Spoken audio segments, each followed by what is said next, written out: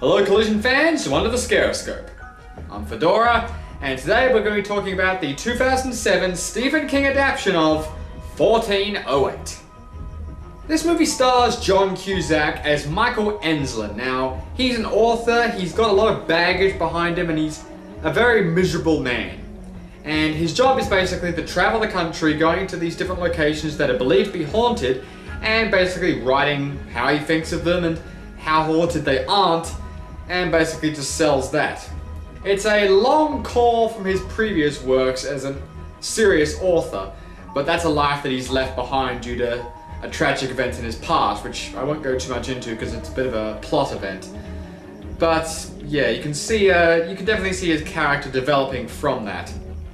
His latest job comes to him in the form of a simple note that says, "Stay out of room 1408. And this note came from the Dolphin Hotel managed by Samuel L. Jackson. Room number 1408 is the infamous room within the Dolphin Hotel that I believe 56 deaths took place in. And that's not counting just the maimings. So you can imagine that Enslin's very interested to get to the bottom of this one. Despite Samuel L. Jackson warning him not to go in there, he spends the night and everything seems to be going pretty average in the beginning. But as you would expect, the creepy starts to happen. Now this isn't just some standard haunted house movie where there's some single entity behind it all. No, in this case it's the room itself that's evil. So it's a bit more in the likes of Amityville Horror, where I know certain events within the room starts occurring, like I know a portrait of it with like a water set would start flooding, or I know mirrors will start showing some horrific imagery. There are just brick walls behind windows and doors. Just it gives it a heavy sense of claustrophobia, and in that regard, it definitely gets the thrills on.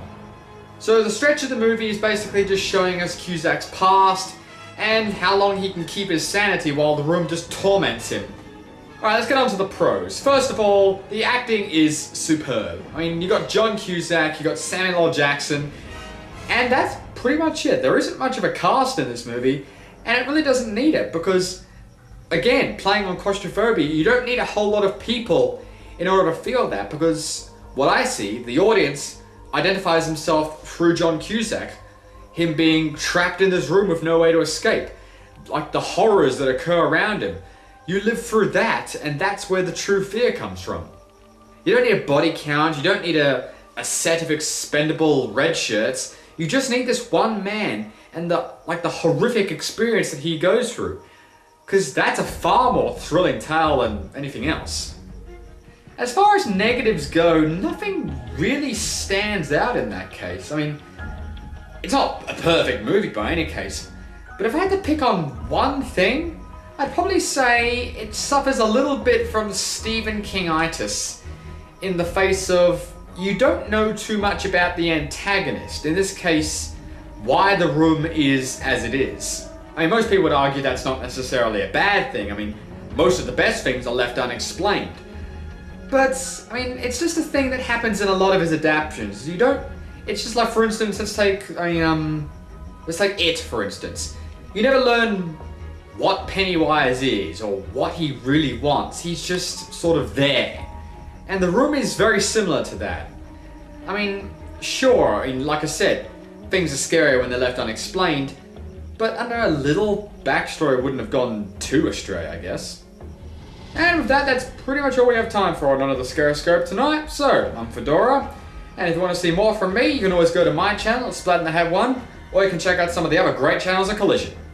So, see you next time.